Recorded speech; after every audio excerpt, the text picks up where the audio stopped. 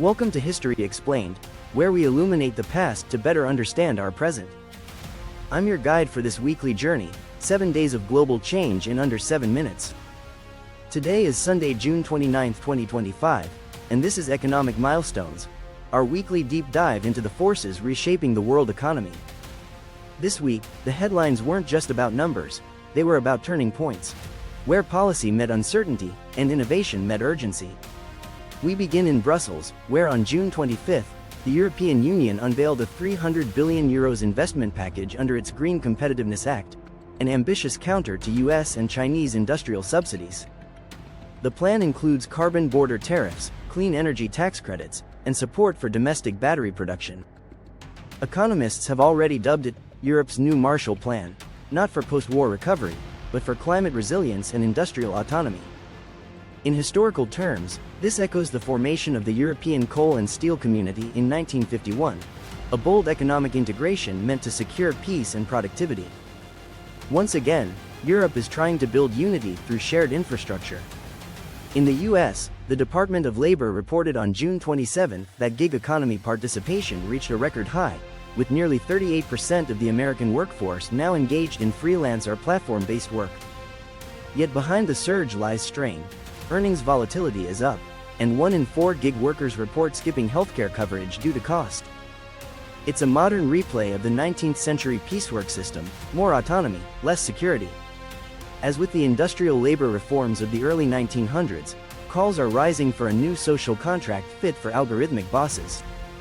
Over in Nigeria, inflation data released on June 26 showed a surprise dip to 19.8%, its lowest in over 18 months, largely driven by falling food prices and currency stabilization.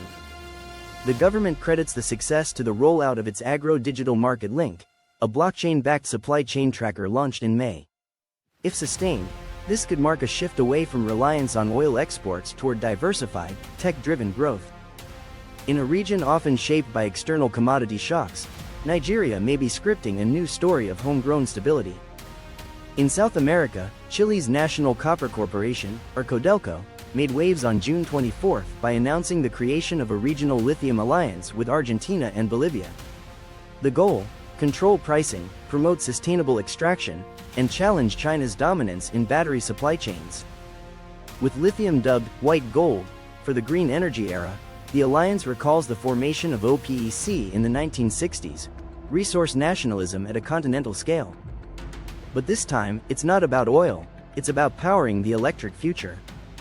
And in a striking grassroots move, June 28 saw the launch of Bankless Bihar, a rural finance cooperative in eastern India that allows members to access credit and insurance via a decentralized ledger, no bank branches, no middlemen.